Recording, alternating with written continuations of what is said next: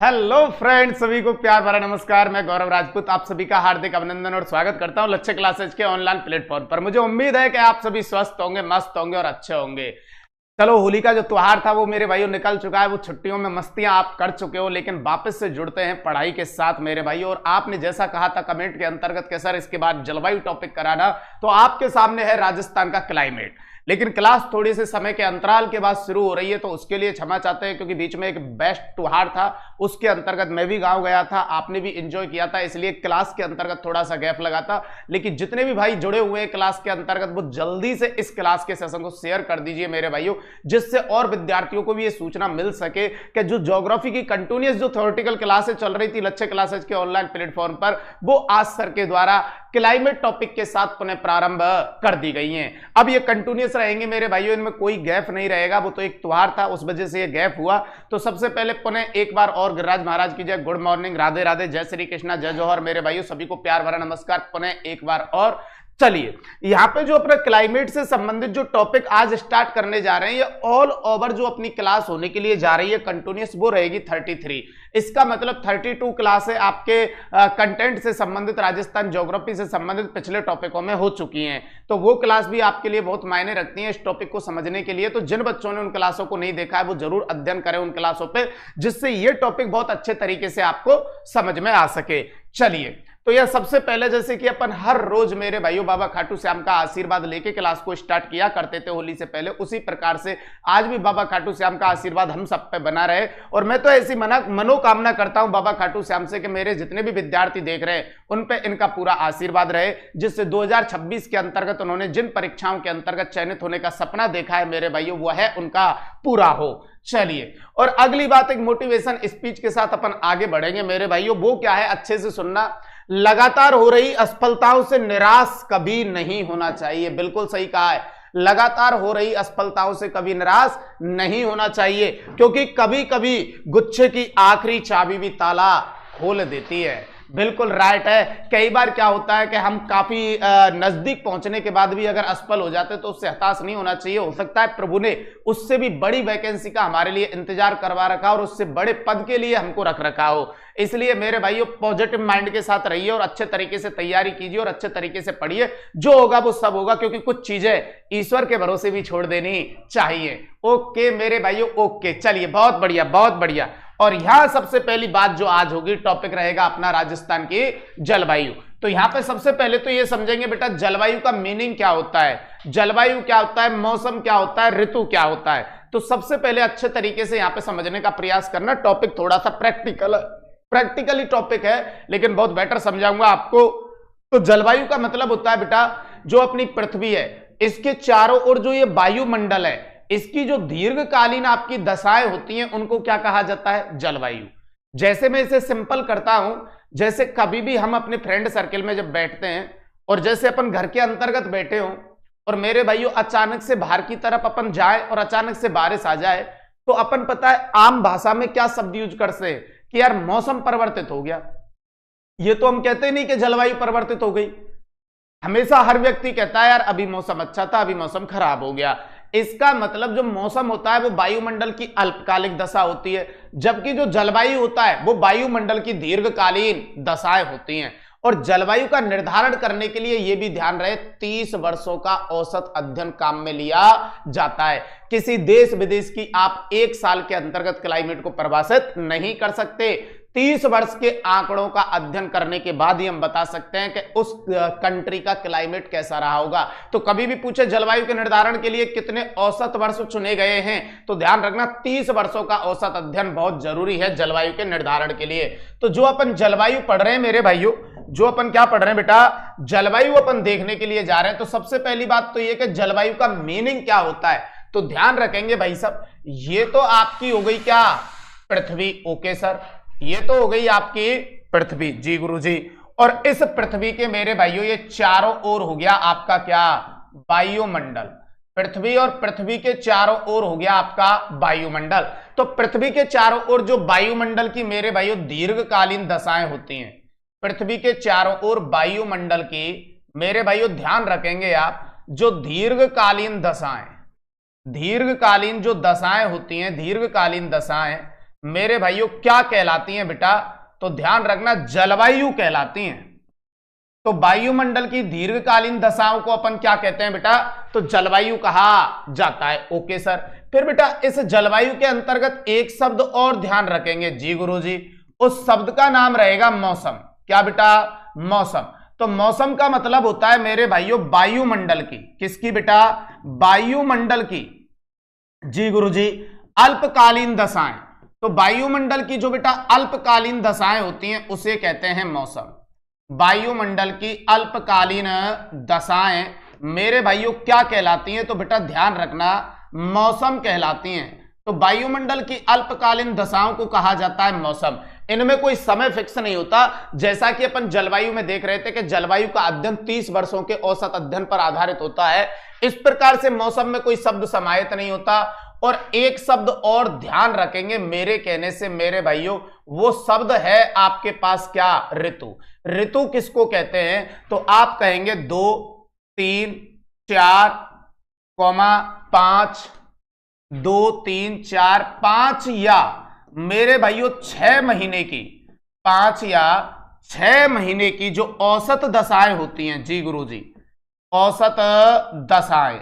तो 2, 3, 4, 5, 6 महीने की जो औसत दशाएं होती हैं मेरे भाइयों ध्यान रखना, उसे बेटा क्या कहा जाता है? उसे ऋतु कहा जाता है। तो क्लाइमेट पढ़ने से पहले मैंने 3 शब्दों का अध्ययन आपको कराया कि जलवायु क्या रहेगा। तो आप कहेंगे पृथ्वी के चारों ओर जो वायुमंडल की दीर्घकालीन दशाएं होती हैं उन्हें क्या कहा जाता है? जलवायु। ऋतु का मतलब रहेगा 2, 3, 4, 5 या 6 महीने की जो औसत दशाएं होती हैं उन्हें क्या कहते हैं? ऋतु। और मेरे भाइयों मौसम का मतलब रहेगा वायुमंडल की जो अल्पकालीन दशाएं होती हैं उन्हें क्या कहा जाता है? मौसम कहा जाता है। चलिए पहले यूं बताइए, यहां तक बात समझ में आ गई? जी। अब सुनो, अगर मौसम और जलवायु में अंतर नहीं होता तो यार फिर गाना मौसम पे ही क्यों बनता? फिर तो जलवायु पे भी बन सकता था। क्या सर? अरे ये भाई, क्या मौसम की तरह कहीं तुम बदल तो ना जाओगे, नहीं है क्या? फिर तो गाना ये भी हो सकता है ना, अंतर नहीं होता तो, कि जलवायु की तरह कहीं तुम बदल तो ना जाओगे, लेकिन ऐसा नहीं होता है। तो बेटा दोनों शब्दावली में अंतर होता है। वायुमंडल की जो अल्पकालिक दशा होती है उसे मौसम कहते हैं और वायुमंडल की जो दीर्घकालीन दशा होती है उसे जलवायु कहते हैं। और जलवायु का निर्धारण 30 वर्षों के औसत अध्ययन पर आधारित होता है। क्लियर है ना? आगे चल के बिल्कुल आपको और अच्छे तरीके से मिल जाएगा। चलिए आगे बढ़ते हैं मेरे भाइयों। देखो ये दे रखा, यहां पर मैंने लिख रखा है आपके लिए क्या कि जलवायु, और जलवायु में लिख रखा है पृथ्वी के चारों ओर वायुमंडल की दीर्घकालीन घटनाओं को क्या कहा जाता है? जलवायु। और जलवायु का निर्धारण, इसे जरूर ध्यान रखना, 30 वर्षों की औसत मौसमी दशाओं पर किया जाता है। कितने बेटा? 30 वर्ष की औसत मौसमी दशाओं के आधार पर किया जाता है। किसका निर्धारण? जलवायु का।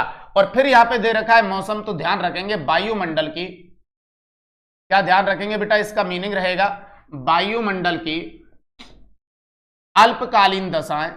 वायुमंडल की अल्पकालीन दशाएं मेरे भाइयों क्या कहलाती हैं? तो ध्यान रखना बेटा, मौसम कहलाती हैं। वायुमंडल की अल्पकालीन दशाएं क्या कहलाती हैं मेरे भाइयों? तो मौसम कहलाती हैं। ये दोनों शब्द क्लियर हैं अपने। आगे बढ़ते हैं अब, और सबसे पहले आ जाता है राजस्थान की स्थिति। इसका मतलब सीधी सी बात यह है कि राजस्थान की अगर आप क्लाइमेट पढ़ने के लिए जा रहे हैं तो सबसे पहले राजस्थान की स्थिति आपको पता होना चाहिए। अब यह इंपॉर्टेंट बात ये आती है स्टूडेंट के सामने कि जो स्थिति है सर वो अक्षांश के अकॉर्डिंग पता होना चाहिए, देशांतर के अकॉर्डिंग। तो मैं पहले क्लियर कर चुका हूं आपको, जो क्षैतिज रूप में खींची गई रेखाएं जिन्हें अपन अक्षांश कहते हैं, इन्हीं के द्वारा पृथ्वी पर जलवायु का निर्धारण किया जाता है। तो ध्यान रहे, अक्षांशों के द्वारा ही पृथ्वी पर जलवायु का निर्धारण होता है। और उसके अकॉर्डिंग राजस्थान की जो स्थिति है वो कहां पे है, पहले उस पर चर्चा करते हैं मेरे भाइयों।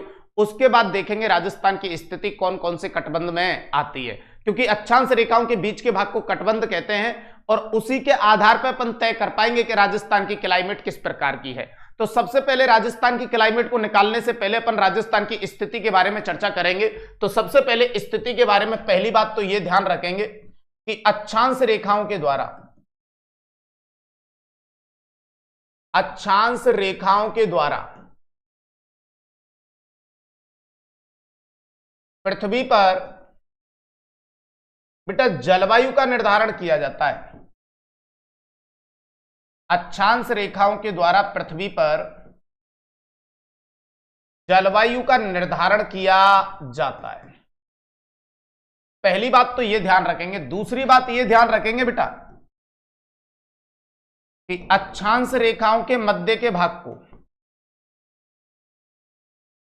अक्षांश रेखाओं के मेरे भाइयों मध्य के भाग को, जी गुरुजी, तो अक्षांश रेखाओं के मध्य के भाग को भाई साहब जॉन या मेरे भाइयों कटबंध कहा जाता है, जॉन या कटबंध कहा जाता है।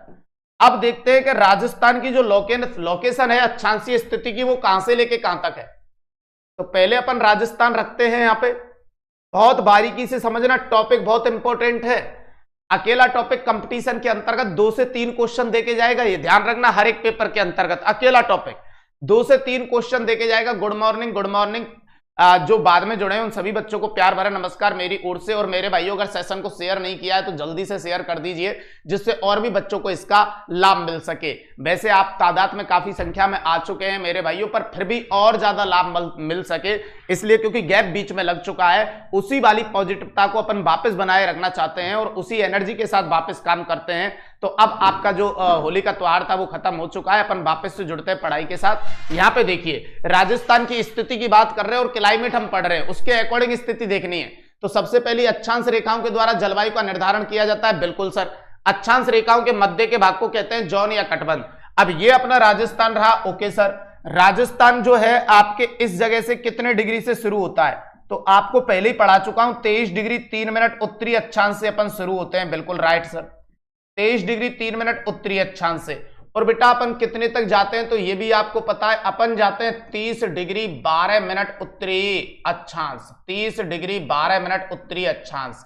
इसका मतलब हमारे राजस्थान की जो अक्षांशीय स्थिति है वो उत्तरी गोलार्ध में है, 23 डिग्री 3 मिनट से और 30 डिग्री 12 मिनट। ओके सर, अब भाई साहब हम पृथ्वी पे अपने आप को देखेंगे कि हम कहां पे हैं, तो वो भी सुनिए।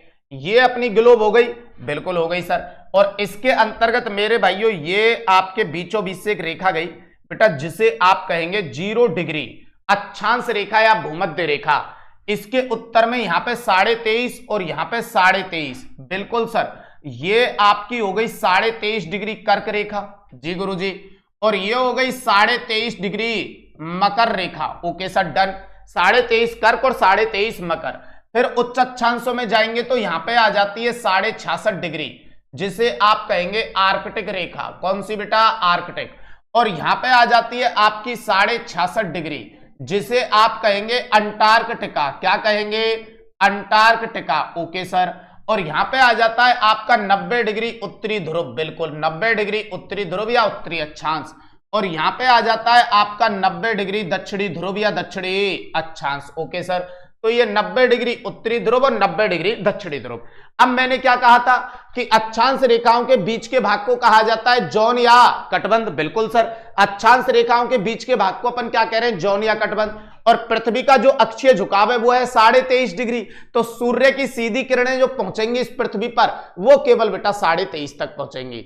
इसीलिए इस पृथ्वी पर सूर्य जो सीधा होता है, एक बार कर्क रेखा पे, 2 बार भूमध्य रेखा पे और 1 बार मकर रेखा पे।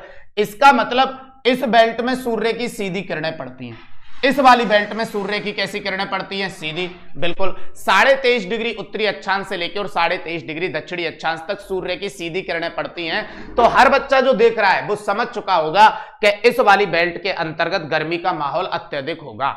बिल्कुल सही कह रहे हैं सर।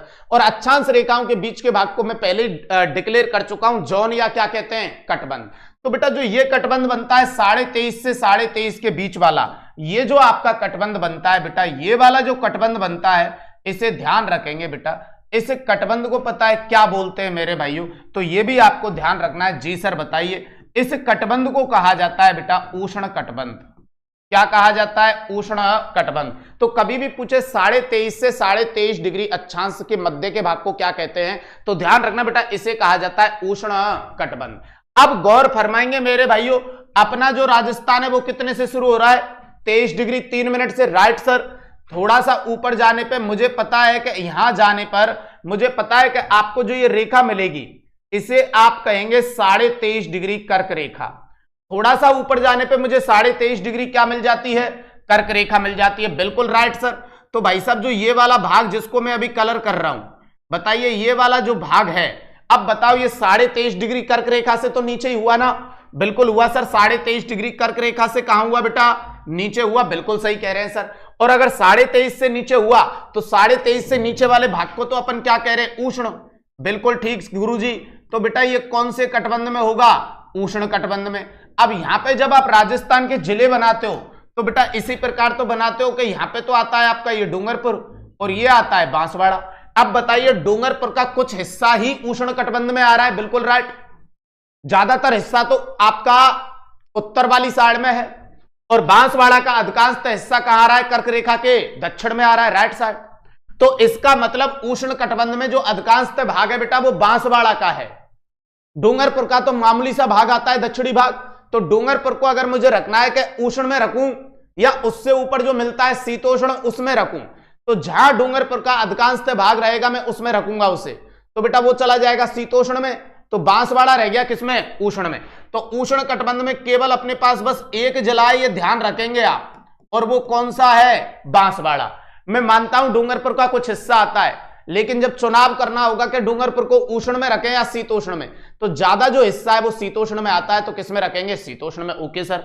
अब मेरे पास बचे मेरे भाइयों बाकी के 41 जिले। जब बांसवाड़ा उष्ण कटबंध में आ चुका है तो बचे मेरे पास, एक तो यहां आ चुका, अब बचे मेरे पास कितने जिले, 40 जिले। और कभी कोई आपसे पूछे कि ये 40 जिले कौन से कटबंध में रहेंगे, तो वापस यहां पे आते हैं। आइए, अभी तो हमने केवल उष्ण कटबंध में एक जिला देखा है, कौन है, बांसवाड़ा। अभी राजस्थान की स्थिति देख रहे हैं बेटा पहले एक बार, उसके बाद चीजों को निकालेंगे। अभी क्लाइमेट नहीं देख रहे हैं। चलिए, अब 23.5 से जैसे जैसे ऊपर जाऊंगा तो सूर्य की जो किरणें है ना बेटा वो लगातार तिरछी होती जाती है, क्योंकि सीधी किरण कहां तक पड़ती है, बस 23.5 डिग्री कर्क रेखा तक, बिल्कुल राइट सर। अब इससे ऊपर तिरछी होती जाएंगी और इससे ऊपर तिरछी रहेंगी, तो स्वाभाविक सी बात है टेम्परेचर लगातार कम होगा, बिल्कुल। तापमान लगातार कैसा होता जाएगा, कम होता जाएगा। तो भाई साहब यहां से जैसे जैसे दूर जाते हैं टेम्परेचर कम होता है, तो सबसे कम टेम्परेचर इस बेल्ट में रहेगा, बिल्कुल राइट। इसीलिए इस कटबंध का नाम है मेरे भाइयों शीत कटबंध। तो फिर ये भी कौन सा कटबंध हुआ, शीत कटबंध, राइट साइड। और भाई साहब ये जो बीच का पोर्शन रह गया है, ये वो कटबंध है मेरे भाइयों जो आधा प्रभावित होता है शीत से और आधा प्रभावित होता है उष्ण से। तो बेटा इस कटबंध को आप नाम देंगे क्या, शीतोष्ण कटबंध। क्या कहेंगे, शीतोष्ण कटबंध। तो बेटा ये भी कौन सा कटबंध हो जाएगा आपका, शीतोष्ण कटबंध। अब मेरे भाइयों मेरे को यूं बताइए, जो राजस्थान की स्थिति है उसमें एक जिला तो किसमें आ गया, उष्ण कटबंध में। जब आप राजस्थान बनाओगे तो ऐसे ही तो बनेगा यहां, बिल्कुल राइट सर। कुछ इस प्रकार से आपका ये राजस्थान बनता है। तो भाई साहब राजस्थान की स्थिति उष्ण कटबंध में बांसवाड़ा, और बाकी ये जितने भी जिले आपको दिख रहे हैं ये सब रहेंगे किसमें, शीतोष्ण कटबंध में।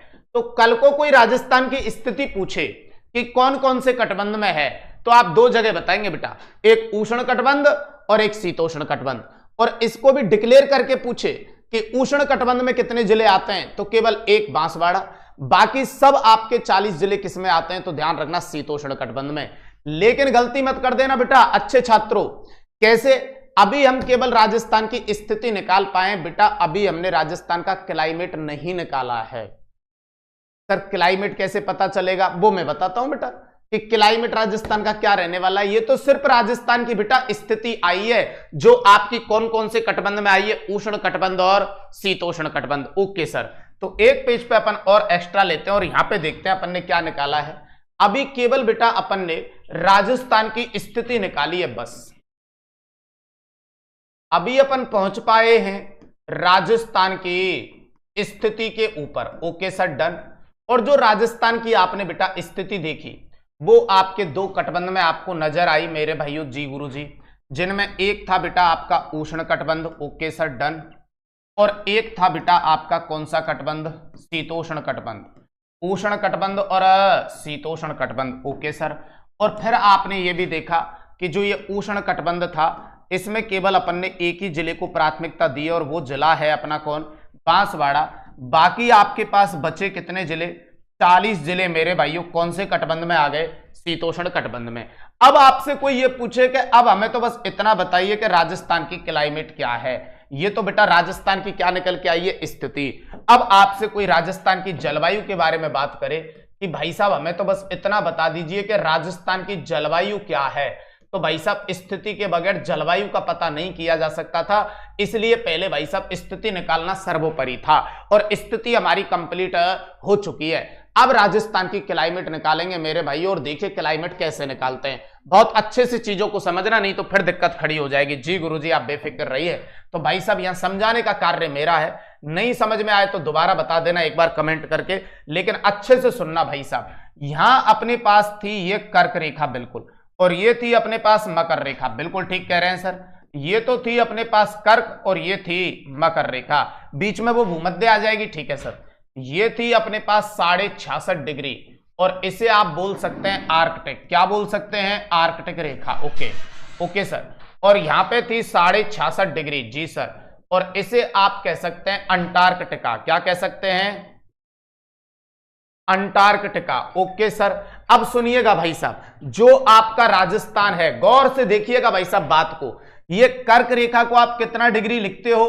23.5 डिग्री, और ये कितना है? 66.5। और इस वाले भाग को आप कह क्या रहे थे बेटा? इसे गुरुजी अपन ने तो शीतोष्ण कटिबंध कहा था, बिल्कुल राइट। और बताइए इस वाले भाग को अपन क्या कह रहे थे? उष्ण कटिबंध। अब मेरी बात को बहुत गौर से समझने का प्रयास करना मेरे भाइयों। जी गुरुजी, ये आपने शीतोष्ण कटिबंध क्यों कहा? क्योंकि ये इधर पड़ता है शीत कटिबंध। जी गुरुजी, तो शीत कटिबंध से भी प्रभावित होता है, और इधर पड़ता है उष्ण कटिबंध, तो उष्ण कटिबंध से भी प्रभावित होता है। अब बस मैं ये देखना चाहता हूं कि जो शीतोष्ण कटिबंध है वो कितने डिग्री तक तो उष्ण कटिबंध से प्रभावित होता है, और कितने डिग्री तक शीतोष्ण कटिबंध से प्रभावित होता है। गौर से समझना, मैं पहले ही कह रहा हूं, नहीं तो दिक्कत खड़ी हो जाएगी आप लोगों के लिए। जी सर, तो जो आपका उष्ण कटिबंध है उससे ये शीतोष्ण कितने तक प्रभावित होता है? आधे भाग तक। और आधे किससे प्रभावित होता है? शीत कटिबंध से। अब सुनना मेरी बात, जैसे बेटा मैंने यहां पे ए नाम का कोई देश लिख दिया, ठीक है, और यहां पे लिख दिया बी नाम का देश। ए और बी नाम के मैंने कोई दो संकेत आपके देशों के रूप में लिख दिए हैं। Okay sir. अब यूं बताइए बी वाला जो देश है वो किससे प्रभावित होगा ज्यादा? उष्ण कटिबंध से। राइट कह रहे हैं सर। और ए वाला जो प्रभावित होगा वो किससे होगा? शीतोष्ण से, सॉरी शीत से। क्यों? क्योंकि बीच में जो मैंने लाइन खींची है वो उस प्रकार की लाइन है मेरे भाइयों जो आपके शीतोष्ण को दो भागों में बांट रही है, जिसमें से नीचे वाला भाग प्रभावित होता है उष्ण से और ऊपर वाला भाग प्रभावित होता है शीत से। अब बताइए ए वाला जो देश है इसमें किसका प्रभाव रहेगा 12 महीने में से ज्यादा? गुरुजी सही कह रहे हैं आप, तो शीत का प्रभाव रहेगा। और नीचे वाले देश में बताइए 12 महीने में से ज्यादा किसका प्रभाव रहेगा? उष्ण का प्रभाव रहेगा। बिल्कुल एकदम सही बात कह रहे हैं गुरुजी। अब ध्यान से सुनना, यहां तक क्लियर है ना? अब बस ये पता चल जाए कि ये जो बीच वाली लाइन है ये कितने डिग्री पे है, तो ध्यान देना अच्छे तरीके से। 66.5 और 23.5 को जोड़ लीजिए और 2 का भाग दे दीजिए, बीच वाली लाइन आ जाएगी। अब बताइए 66.5 और 23.5 को जोड़ता हूं तो 90 हो जाता है। 66 और 23 89 होता है, और आधा आधा डिग्री बन के 1 डिग्री कंप्लीट होकर 90 हो गया। बिल्कुल सही कह रहे हैं सर। और 90 में 2 का भाग दे दीजिए तो कितने डिग्री आ गई ये वाली रेखा? ये बेटा 45 डिग्री आ गई। अब गौर फरमाइए आपके राजस्थान पे, राजस्थान केवल पहुंच रहा था 23 डिग्री 3 मिनट से और 30 डिग्री 12 मिनट तक ही पहुंच रहा था। बात तो सही कह रहे हैं गुरुजी। अब जब राजस्थान या 45 तक जा ही नहीं रहा था मेरे भाइयों, या 45 तक जा ही नहीं रहा है राजस्थान, तो अब राजस्थान को जब मैं बनाऊंगा तो राजस्थान तो 30 डिग्री पे ही खत्म हो रहा था। बिल्कुल राइट सर, ये राजस्थान था। अब बताइए राजस्थान प्रभावित उष्ण से ज्यादा होगा या शीत से ज्यादा होगा? तो गुरुजी राजस्थान तो उष्ण से ज्यादा प्रभावित होगा, क्योंकि हम 45 को क्रॉस ही नहीं कर पाए। इसीलिए बेटा हमारे राजस्थान में 12 महीने में से 8 से 9 महीने गर्मी के आते हैं, और इसी आधार पर राजस्थान की क्लाइमेट का चुनाव करते हैं। तब कहते हैं हमारे राजस्थान की जलवायु उष्ण कटिबंधीय जलवायु है। क्या कहते हैं? उष्ण कटिबंधीय जलवायु। और जहां उष्ण का प्रभाव ज्यादा और शीत का प्रभाव कम होता है वहां पे एक शब्द और चलता है, ध्यान रखना, उपोष्ण। क्या चलता है? उपोष्ण। जैसे जिस जगह शीत का प्रभाव ज्यादा और उष्ण का कम होता है तो वहां चलता है शीतोष्ण। तो हमारे राजस्थान जो है प्रभावित होता है मेरे भाइयों, वो सबसे ज्यादा किससे प्रभावित होता है? उष्ण से प्रभावित होता है। उसका रीजन कि हम 45 डिग्री से बेटा क्या हैं? नीचे हैं। 45 डिग्री से जो ऊपर देश है उनमें प्रभाव डालता है कौन? शीत। तो वो ज्यादातर उनमें महीने जो रहेंगे बेटा वो शीत ऋतु के रहते हैं, और हमारे यहाँ जो ज्यादातर महीने रहेंगे हम 45 से नीचे हैं, तो हमको ज्यादा प्रभावित करता है उष्ण। इसलिए हमारे राजस्थान की क्लाइमेट है उष्ण कटिबंधीय जलवायु, जिसे आप उपोष्ण कटिबंधीय जलवायु भी कह सकते हैं। अब मुझे यूं बताइए कि स्थिति और जलवायु दोनों चीजें निकालना आप पे आया कि नहीं आया? कंफ्यूज तो नहीं रहेंगे? स्थिति पता कर लिया हम उष्ण और शीतोष्ण कटिबंध में, और जब स्थिति में जाएंगे तो देखो क्या दिख रहा है। स्थिति में आप देख पा रहे हैं कि एक जिला केवल उष्ण में है, बाकी 40 जिले किस में हैं? शीतोष्ण में। और यहां से अगर कोई बच्चा क्लाइमेट बताएगा तो भाई साहब वो गलती के चांस होंगे, क्योंकि ये तो स्थिति है। लेकिन जब यहां आके देखा तो पता चला कि हमारा जो राजस्थान है वो सबसे ज्यादा प्रभावित होता है किससे? उष्ण से। इसीलिए 8 से 9 महीने हमारे यहां गर्मी पड़ती है, और इसीलिए राजस्थान की क्लाइमेट को कहते हैं क्या? उष्ण कटिबंधीय जलवायु या उपोष्ण कटिबंधीय जलवायु।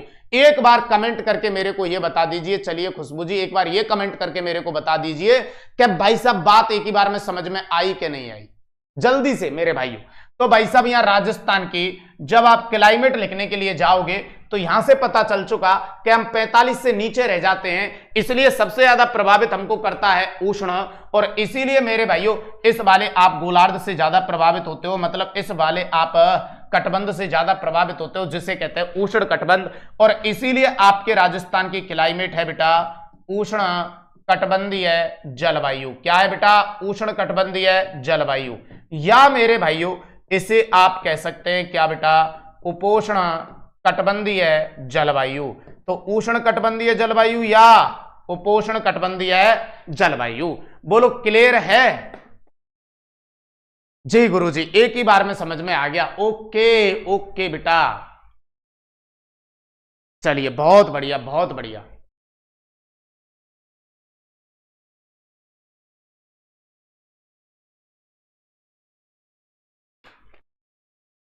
क्लास में लेट मत आया करो बेटा, मैं क्लास के अकॉर्डिंग फिक्स टाइम पे रहता हूं, तो आप भी फिक्स टाइम पे रहा करो। क्लास में लेट आएंगे ना तो बेटा ये चीजें, अब आपकी ओरिजिनल ज्योग्राफी चालू हो चुकी है, मैं पहले ही कह रहा हूं। अब तक स्थिति विस्तार, भौतिक प्रदेश, अब्बा तंत्र, झील, सिंचाई परियोजना, जल संरक्षण की विधियां, ये नॉर्मल टॉपिक थे। ओरिजिनल जो आपकी ज्योग्राफी है वो अब चालू हो चुकी है, इसलिए बेटा क्लास में लेट नहीं आना है।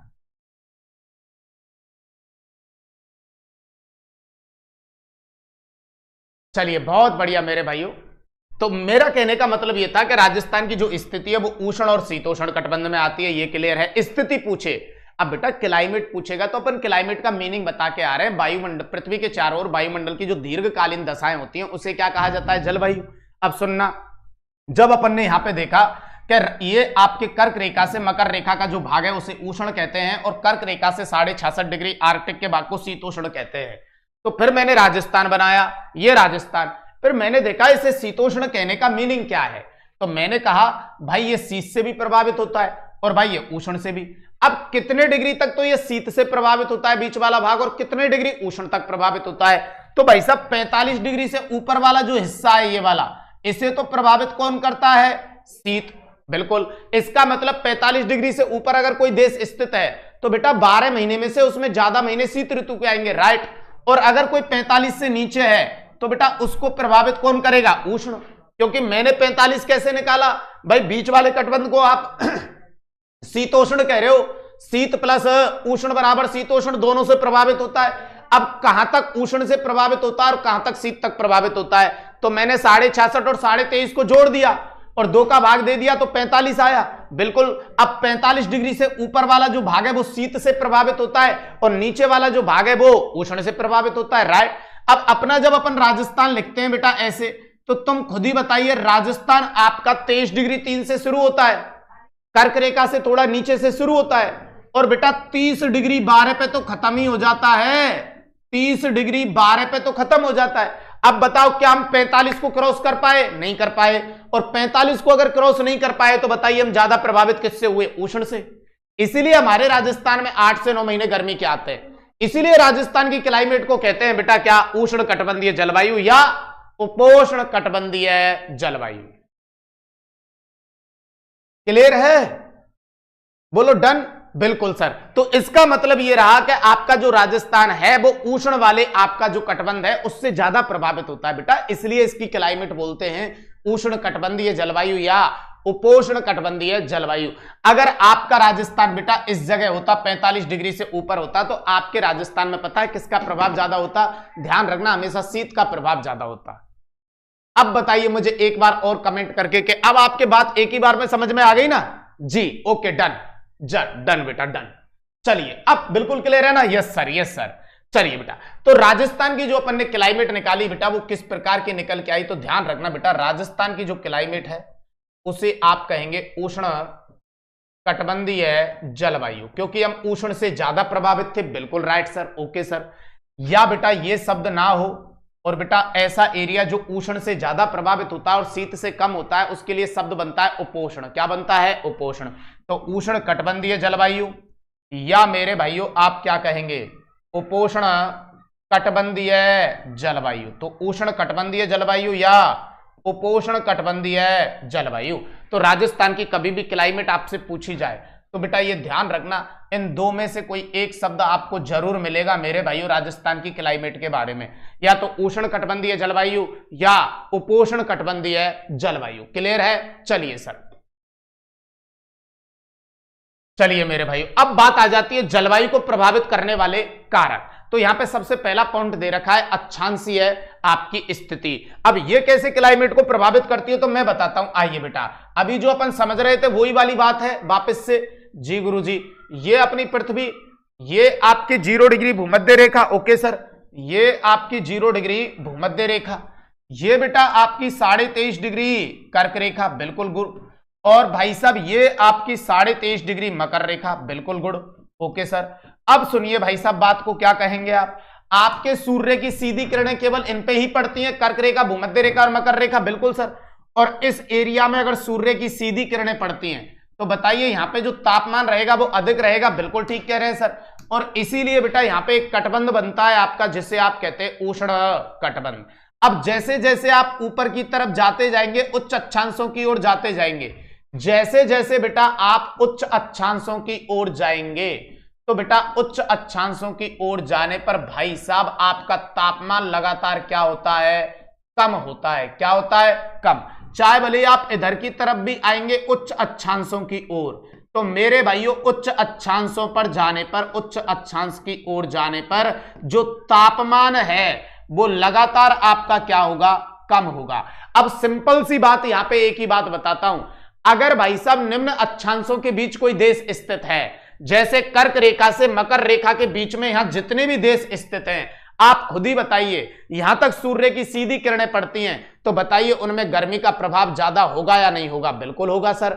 और 23.5 से जैसे जैसे आप ऊपर जाते जाएंगे तो अब सूर्य की किरणें यहां पे सीधी नहीं पड़ती हैं, क्योंकि पृथ्वी का जो अक्षीय झुकाव है वो 23.5 है। उसके बाद सूर्य की किरणें तिरछी पड़ने लगती हैं और तिरछी पड़ने के कारण ही तापमान लगातार क्या होगा?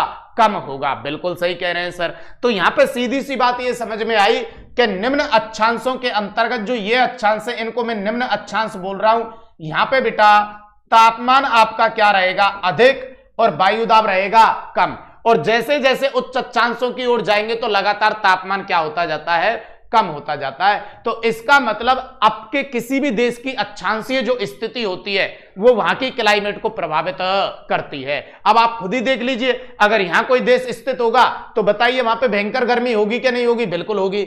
और अगर इससे ऊपर कोई देश स्थित होगा तो वहां पे इस क्षेत्र के बजाय उतनी गर्मी महसूस नहीं होगी।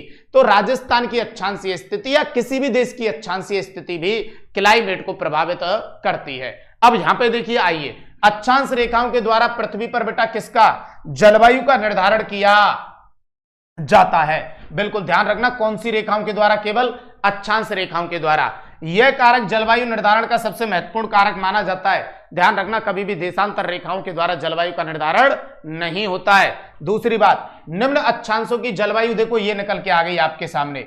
निम्न अक्षांशों की जलवायु जो होती है बताइए वो कैसी होती है? उष्ण कटिबंधीय। और उच्च अक्षांशों की जलवायु कैसी होती है बेटा? शीत होती है। इसका मतलब कर्क रेखा से मकर रेखा के बीच में कोई भी देश स्थित होगा तो वहां का जो क्लाइमेट होगा वो उष्ण कटिबंधीय होगा, और जो आपका 23.5 से ऊपर उच्च अक्षांशों की ओर जो क्लाइमेट होता है वो आपका शीत होता है। तो इसका मतलब अक्षांश रेखाएं भी किसी क्षेत्र विशेष की जलवायु को क्या करती हैं बेटा?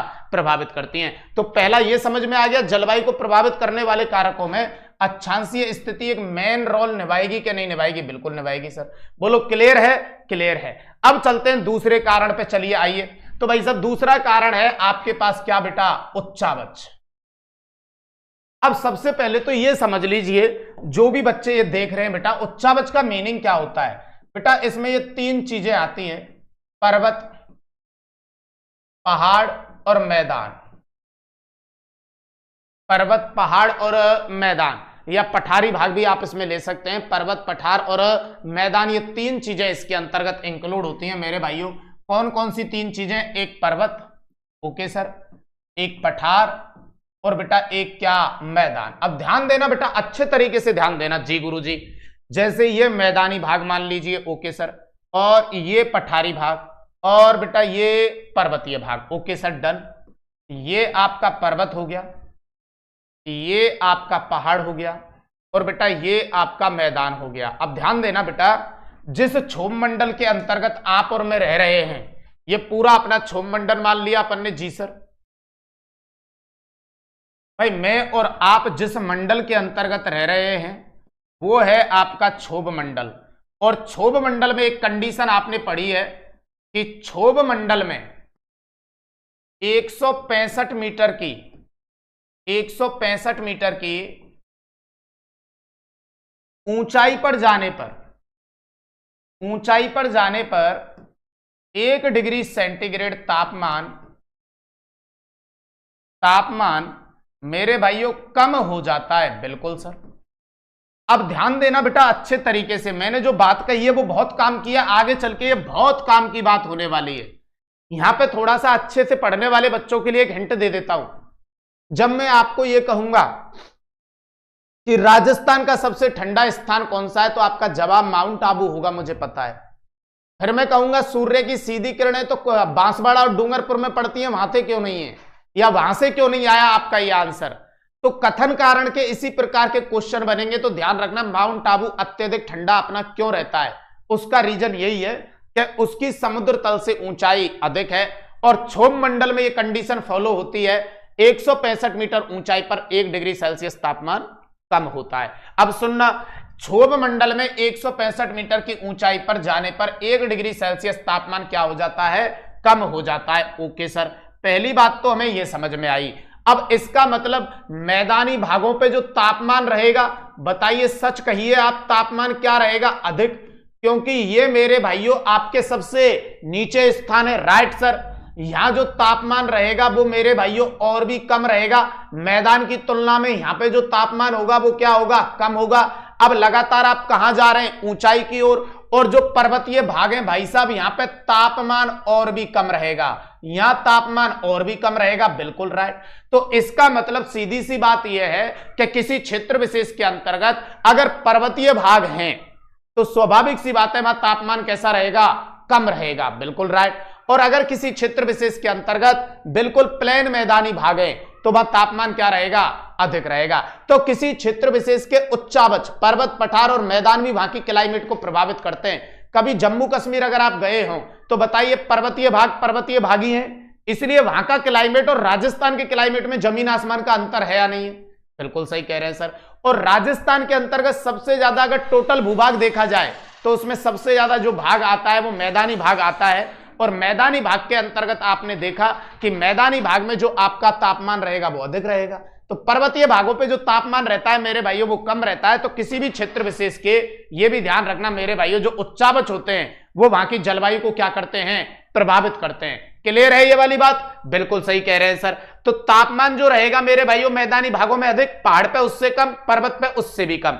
इसका मतलब आपका माउंट आबू ग्रीष्म ऋतु में सबसे ठंडा क्यों रहता है? तो बेटा उसका रीजन है कि समुद्र के लेवल से उसकी ऊंचाई अधिक है, और अधिक ऊंचाई वाले भागों पे मैं यहां बता के जा रहा हूं कि तापमान क्या होता है? कम होता है। चलिए चाय पी लीजिए।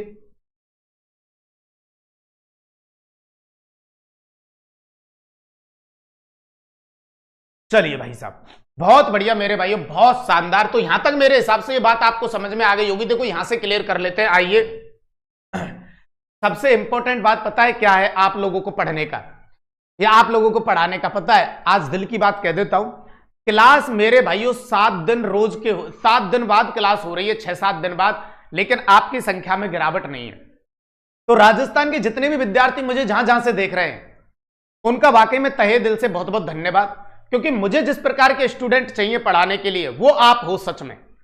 क्योंकि इतने दिनों बाद ये क्लास हुई है, फिर भी आपकी जो ट्यूनिंग है और आपकी जो संख्या है वो काबिले तारीफ है कि इतना देखने के लिए आए हैं। लेकिन फिर भी देखो, मैं खुश हूं, मानता हूं कि 7 दिन बाद ये क्लास हो रही है। क्लाइमेट आपके कमेंट बहुत सारे थे कि सर क्लाइमेट चालू करना, मैंने आज कर भी दिया और बहुत अच्छे तरीके से समझाऊंगा, आप मेरे पे विश्वास करना।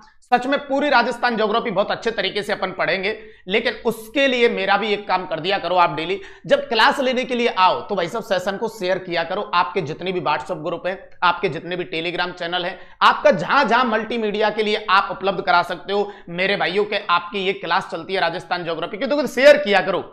मुझे भी कितना अच्छा लगेगा कि जब मेरी क्लास के अंतर्गत इतनी ज्यादा तादाद में संख्या में जुड़ेंगे बच्चे, तो मुझे ये अच्छा इस वजह से लगता है कि यार हाँ ठीक है, मैं जो पढ़ा रहा हूं बच्चों को समझ में आ रहा है, और बच्चों के सिर्फ समझ में नहीं आ रहा है, इनको भरोसा है कि पेपर जब होगा तो उसके अंतर्गत ये अच्छा कर पाएंगे ज्योग्राफी में। तो मुझे क्या है, इस राजस्थान के अंतर्गत मुझे खुद को पहचानने के लिए ये चीज बहुत जरूरी हो जाती है कि मुझे कितने बच्चे देखने के लिए आ रहे हैं। मैं चाहे कितना भी अच्छा पढ़ाता हूं, लेकिन अगर मुझे बच्चे देखने के लिए नहीं आ रहे हैं तो मैं इस राजस्थान का सबसे खत्म टीचर हूं अपने आप में। लेकिन इसे ये जो संख्या आप दिखती है ना जब कमेंटों की, और आपके टोटल स्ट्रेंथ जो दिखती है, वो ये साबित कर देती है कि हाँ जो सर पढ़ा रहे हैं वो हमें समझ में आ रहा है, और उसकी वजह से हम इनको देखने के लिए आते हैं। तो बताइए मुझे कितनी खुशी होगी जब अत्यधिक संख्या में आप लोग जुड़ेंगे। तो इसलिए जब भी क्लास को लेने के लिए आओ तो उससे पहले यार सेशन को शेयर कर दिया करो, क्योंकि मुझ में पॉजिटिव एनर्जी आती है, और उसकी वजह से फिर देखना तुम क्या करता हूं मैं, है ना। हाँ बिल्कुल राइट। चलिए, तो पर्वतीय व पठारी भाग अधिक, देखो यहां पे लिखा हुआ है बिल्कुल वही सेम जो चीज समझाई है मैंने, बहुत इजी गोइंग समझा रहा हूं, कोई टफ नहीं है। पर्वतीय व पठारी भाग मेरे भाइयों अधिक ऊंचाई पर होने के कारण देख लीजिए कम तापमान व अधिक वर्षा वाले भाग होते हैं, जबकि मैदान व मरुस्थलीय नीचे भाग होते हैं। तो मेरे भाइयों वहां पे तापमान अधिक और वर्षा कम प्राप्त होती है। तो किसी भी क्षेत्र विशेष के बेटा उच्चावच भी वहां की जलवायु को क्या करते हैं, प्रभावित करते हैं, ये जरूर ध्यान रखना। चलिए बहुत बढ़िया मेरे भाइयों, अब चलते हैं बेटा अगले पॉइंट पर, और अगला पॉइंट है मेरे भाइयों ये अरावली की स्थिति। तो बेटा ये भी अपने राजस्थान में अरावली की जो स्थिति है ये भी आपके क्लाइमेट को प्रभावित करती है, और वो कैसे करती है वो मैं बताता हूं बेटा। सुनिए, ये अपने पास कौन सी पर्वतमाला है, अरावली पर्वतमाला है जी गुरुजी। और अरावली पर्वतमाला को जब आप देखने के लिए जाएंगे तो मेरी बात ध्यान से सुनना, ये अपनी एक पर्वतमाला हो गई जिसको आप कह रहे हैं अरावली पर्वतमाला। और इधर से जब एक मानसून आपका आएगा, दक्षिणी पश्चिमी मानसून जो ग्रीष्म ऋतु में आता है जी गुरुजी, उसका आपके केरल के मालाबार तट पे टकराने के बाद वो 2 भागों में बंट जाता है। तो ये बेटा अरब सागर का मानसून बन जाता है, उसमें से एक कौन, अरब सागर का मानसून, बिल्कुल ठीक सर। तो आपका जो दक्षिणी पश्चिमी मानसून है वो 2 शाखाओं में बंट जाता है, अरब सागर का मानसून, और इधर से जो पवनें आएंगी जिनको हम आगे चल के प्रवैया कहेंगे वो बाद की बात है, अभी सुनो, केवल आपके कल जलवायु को प्रभावित करने वाले कारक बता रहा हूं बस। इसे कहेंगे बंगाल की खाड़ी का मानसून, बंगाल की खाड़ी का मानसून। तो एक रहेगा आपके पास अरब सागर का मानसून और एक आपके पास रहेगा बंगाल की खाड़ी का मानसून। अब गौर फरमाइएगा, जब अरब सागर का मानसून राजस्थान में एंट्री करता है इस पोजीशन में जी गुरुजी, इस पोजीशन में जब ये एंट्री करता है तो अरावली के इस सामने वाले भाग से तो टकरा जाता है, यहां तो बारिश होती है, लेकिन बाकी की पवनें अरावली के कैसे निकल जाती है, समानांतर निकल जाती है। बाकी की पवनें अरावली के क्या निकल जाती हैं, समानांतर निकल जाती हैं। तो अरब सागर के मानसून से जितनी वर्षा राजस्थान में होनी चाहिए उतनी नहीं हो पाती है।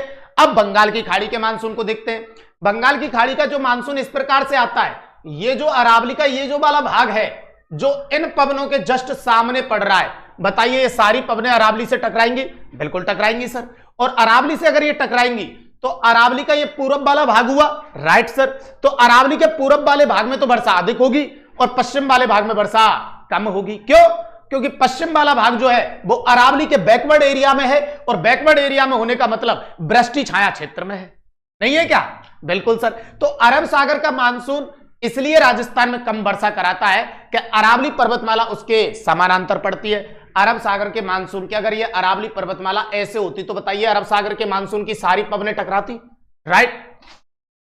तो अरब सागर से तो इसलिए कम होती है। और बंगाल की खाड़ी का जो मानसून है यह मरुस्थल में वर्षा कम क्यों कराता है? क्योंकि यह अरावली के पीछे बैकवर्ड एरिया में आता है, वृष्टि छाया क्षेत्र में। तो इसका मतलब अरावली की जो स्थिति है यह भी राजस्थान की क्लाइमेट को प्रभावित करती है। तो यह भी आपको ध्यान रखना है, नहीं है क्या, कि राजस्थान की क्लाइमेट को जो प्रभावित करता है वो अरावली की स्थिति भी प्रभावित करता है। अरब सागर का मानसून क्या होता है, बंगाल की खाड़ी का क्या होता है, ये सब चीज देखेंगे, क्रमबद्ध तरीके से पढ़ेंगे आगे, धीरे धीरे धीरे धीरे धीरे धीरे। ओके सर, यहां तक सबका क्लियर है? जी गुरुजी। अब चलते, देखो अरावली की स्थिति भी राजस्थान में जलवायु व वर्षा के वितरण को प्रभावित करती है, राइट। अरावली पर्वतमाला अरब सागर मानसूनी शाखा के समानांतर होने के कारण राजस्थान में वर्षा कम प्राप्त कराती है। डन है मामला? बिल्कुल डन है सर। अब आ जाता है बेटा अगला पॉइंट अपना, समुद्र से दूरी। चलिए मैं बताता हूं बेटा बात क्या है। बात यह है कि जब आप भारत ऐसे बनाते हो, जी गुरुजी, तो बताइए यहां पे ये अरब सागर आ जाता है। बिल्कुल सर, अरब सागर, हिंद महासागर और बंगाल की खाड़ी। मेरी बात को बहुत अच्छे से सुनना भाई साहब। जी गुरुजी। भाई साहब ये तो हो गया आपका हिंद महासागर, ओके सर, हिंद महासागर, ठीक है सर। ये हो गया आपका अरब सागर, क्या हो गया, अरब सागर, ओके सर। और ये हो गई आपके बंगाल की खाड़ी, बंगाल की खाड़ी, ओके सर, बंगाल की खाड़ी, ठीक है। मैं इसको एक अलग पेज पे लेता हूं और वहां पे इसे समझाऊंगा तुम्हारे लिए बेटर तरीके से। जी गुरुजी बताइए। ये मैंने एक चित्र लिया और एक चित्र और लिया, जी गुरुजी, और ध्यान से सुनना मेरे भाई, ये जो मैंने स्थिति ली है ये दिन की ली है। इसका मतलब फिलहाल सूर्य निकला हुआ है, दिन की पोजीशन में क्या होने वाला है अभी ध्यान से सुनेंगे अच्छे तरीके से जी। और ये आपका कैसा भाग है, ये जलीय भाग है, ओके सर, डन। अब सुनना भाई साहब, जी गुरुजी, ये मेरे भाइयों पूरा की पूरा कैसा भाग है, जलीय भाग, जी। और भाई साहब जो ये भाग है ये कैसा है, स्थलीय भाग। अब ध्यान से सुनना, एक जलीय और एक स्थलीय भाग। सूर्य निकला हुआ है, अब बताइए दिन के अंतर्गत जल्दी से गर्म स्थल होगा कि जलीय भाग होगा? तो ध्यान रखना, जब अपने यहां गर्मियां पड़ती हैं तो अपन दिन के अंतर्गत भी स्विमिंग पूल में भागते हैं नहाने के लिए। बिल्कुल सर, क्योंकि स्थलीय भाग बेहद ज्यादा गर्म हो चुका है, उसकी तुलना में जलीय भाग उतना गर्म नहीं होता। इसलिए जब सूर्य निकला हुआ है तो दोनों भागों का कंपेयर किया जाए तो ज्यादा गर्म कौन होगा, स्थलीय भाग। स्थलीय भाग पे तापमान अधिक हो जाता है, बिल्कुल राइट। और तापमान अधिक होगा तो वायु दाब क्या होगा, कम होगा, राइट। और दिन के अंतर्गत जलीय भाग उतना गर्म नहीं होता जितना स्थलीय हुआ है, तो इसलिए इस पे तापमान क्या रहता है, कम रहता है। और वायु दाब क्या रहेगा, अधिक रहेगा, बिल्कुल राइट। और तापमान कम वायु दाब अधिक रहेगा तो बताइए उच्च वायु दाब से हवा निम्न वायु दाब की ओर चलेंगी, ऐसे। और जब उच्च वायु दाब से हवा निम्न वायु दाब की ओर चलेंगी तो फिर एक बात बताइए मेरे भाइयों, इस जगह से जब जलीय भाग से स्थलीय भाग की ओर चलेंगी और वो भी दिन के अंतर्गत चलेंगी तो बताइए आर्द्रता होगी कि नहीं होगी? बिल्कुल होगी। तो क्या समुद्र तटीय जो स्टेट आपके स्थित हैं, क्या इनको दिन के अंतर्गत गर्मी का माहौल महसूस होगा? नहीं होगा सर, क्योंकि जलीय भाग से स्थलीय भाग की ओर चल रही है, आर्द्रता से युक्त है, राइट। अब क्या करते हैं, सूर्य को गायब कर देते हैं। सूर्य को गायब करने का मतलब है अब कंडीशन हो चुकी है रात की, और रात्रि के अंतर्गत सूर्य नहीं है, तो स्थलीय भाग का स्वभाव होता है जल्दी से ठंडा होना और जल्दी से गर्म होना। तो रात्रि में जब सूर्य है ही नहीं तो ये जल्दी से, जितना भयंकर गर्म हुआ था दिन में उतनी जल्दी से ठंडा हो जाएगा, बिल्कुल राइट। तो रात्रि के अंतर्गत जो स्थलीय भाग होता है, रात्रि के अंतर्गत जो स्थलीय भाग है ये जल्दी से ठंडा होने के कारण यह तापमान बेहद कम हो जाता है, और तापमान कम हो जाता है तो वायु दाब क्या हो जाता है, अधिक हो जाता है। क्या हो जाता है, अधिक। कई बार आपने देखा होगा रात्रि के अंतर्गत, गांव के अंतर्गत अपन रह रहे हो और रात्रि में लाइट चली जाए तो मम्मी पापा अपन को ये बोलते हैं ऊपर जाके सो जाओ, छत पे जाओ, और अपन सो जाते हैं क्योंकि उस टाइम पे स्थलीय भाग ठंडा हो चुका होता है।